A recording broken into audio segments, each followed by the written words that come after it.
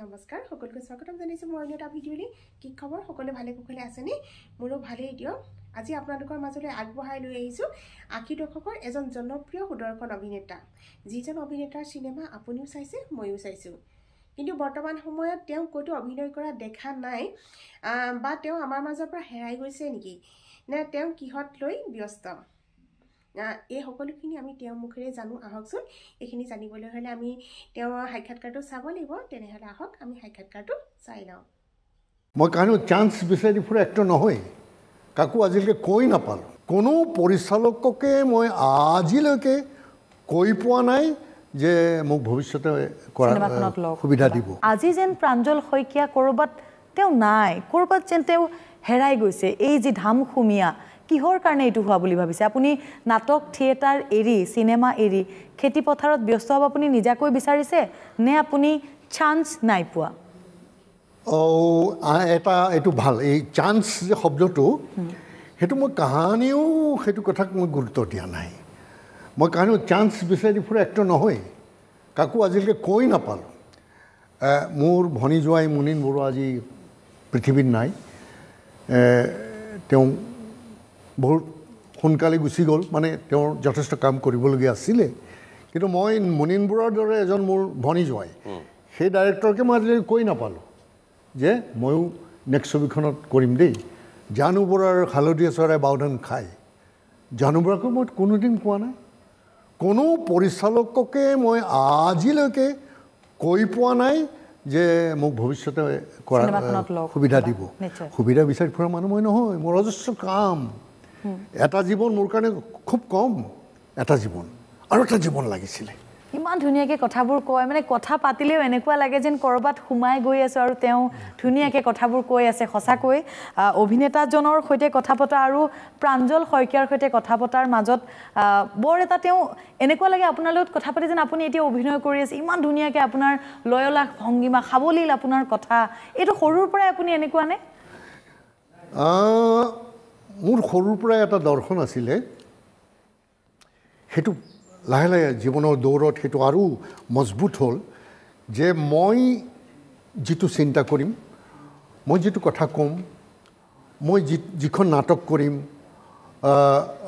মই যেনেকৈ সমাজখনৰ ওচৰলৈ যাম সেই কথা সেই কাম সেই চিন্তাই যাতে মোৰ প্ৰজন্মক আহি থকা মোৰ নিজৰ ল'ৰা ছোৱালীৰ কথা কোৱা নাই মোৰ ভাইটি ভণ্টি নাতি নাতিনী এইবিলাকক কাৰো যাতে মনত নেগেটিভিটি নিদিয়ে গতিকে পজিটিভ এটা চিন্তাৰে যাতে মোক তেওঁলোকে আঁকোৱালি লয় আৰু মোক যাতে সমাজৰ এজন ভাল মানুহ বুলি সকলোৱে এটা মজবুত চিন্তা এটা কৰে কাৰণ মই আজিলৈকে এনেকুৱা কোনো চিন্তা কৰা নাই এনেকুৱা কোনো কাম কৰা নাই এনেকুৱা কোনো কথা কোৱা নাই যি মোৰ ক্ষতি কৰিব পাৰে বা সমাজখনৰ এই প্ৰজন্মৰ তিল মানুহ ক্ষতি কৰিব পাৰে এই সুবিধা লোৱাৰ কথাটো যেটো ক'লে যে মই কাৰো সুবিধা আজিলৈকে লৈ নাই পোৱা সুবিধা ল'ব লাগে নেকি বা সুবিধা নাপালে বা সুবিধা যদি মই ট্ৰাই নকৰোঁ সুবিধা নলওঁ কৰবাত মই পিছ পৰি থাকিম নেকি অকণমান এইটো একান্ত মোৰ ব্যক্তিগত কথা দেই কাৰণ মই সৰুৰ পৰা অভিনয় কৰোঁ মই ক্লাছ 4-5ৰ পৰা মোৰ ঘৰৰ সন্মুখত তৰাজান সন্মিলন মন্দিৰৰ সেই মঞ্চত মোৰ জ্যেষ্ঠসকলে মই এইখিনিতে আৰু এটা কথা ক'ব বিচাৰিছোঁ মই আপোনাক এইবাবেই এই সুবিধাৰ কথাটো সুধিছোঁ বহু এনেকুৱা যুৱক যুৱতী আছে যি অভিনয়ৰ প্ৰতি আগ্ৰহী গতিকে ক'ৰবাত এটা সুবিধা পোৱাটো তেওঁলোকে নিশ্চয় বিচাৰিব গতিকে সুবিধা নোকোৱাটো বা সুবিধাৰ কথা নোকোৱাটো আৰু সুবিধা নিবিচৰাটো এই প্ৰব্লেম কি কি ক্ৰিয়েট কৰিব পাৰে অকণমান কওকচোন এইটো জবা তুমি ঠিকেই কৈছা যে মই একান্ত মোৰ ব্যক্তিগত কথাটো কৈছোঁ দেই যে তুমি যে ক'লা সুবিধা নাই পোৱা নেকি সেইটোতহে মই কথাষাৰ ক'লোঁ যে তেতিয়া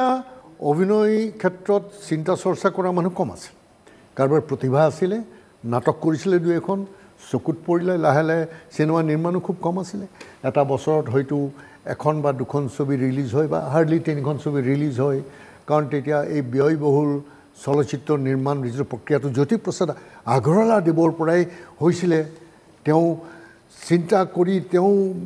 পাৰ পোৱা নাছিলে যে মই কেনেকৈ মোৰ এই চিনেমাখন মই শেষ কৰিম জয়মতী তেওঁ প্ৰথম ছবি কিমান কষ্ট কিমান তেওঁৰ ছেক্ৰিফাইচ কৰিছিলে আৰু দেউতাকে তেওঁ সহযোগিতা জনাইছিলে তেওঁ সোণৰ চামুচ মুখত লৈ জন্ম হোৱা পৰিয়ালৰ ব্যক্তি আছিলে কিন্তু তেতিয়াও ষ্ট্ৰাগল তেওঁৰ এখন ছবি নিৰ্মাণ কৰিবলৈ যিখিনি পইচা দৰকাৰ সেইখিনি পোৱা নাছিলে গতিকে সেই ছবি নিৰ্মাণটো অসমত তেতিয়াও চালুকীয় অৱস্থাৰ পৰা আজিলৈকে এটা ব্যয়বহুল প্ৰক্ৰিয়া হৈ আছে যেহেতু আমি সদায় চিঞৰি থকা যে আমাৰ সীমিত প্ৰেক্ষাগৃহ এই যে কাগজত ওলাই বা আমাৰ নিউজ চেনেলত ওলাই এইখন ছবি অসমত 150টা চিনেমা হলত মুক্তি পাইছে আমি যেতিয়া 60টা চিনেমা হলত ছবি মুক্তি পাইছিল তেতিয়া কেৰালাত 3000 3500 চিনেমা হলত ছবি মুক্তি পাইছিল তেওঁলোকৰ ৰিজিনেল ছবি মই লং বেক মই সেই 60 দশকৰ 70 দশকৰ সেই সময়ৰ কথা 80 দশকত সেই সময়তো আমাৰ 160টা 70টা চিনেমা হলত আমাৰ চিনেমা হয় লাহে লাহে চিনেমা হলবিলাক মৰি আহিবলৈ ল'লে গতিকে খুব কম আমি সদায় সেই কথাটো কৈছোঁ এখন ছবিৰ যে বজাৰ দিবলৈ হ'লে আমাক মেক্সিমাম প্ৰেক্ষাগৃহ লাগিব চিনেমা হল লাগিব যিটো আজিলৈকে অসমত হৈ উঠা নাই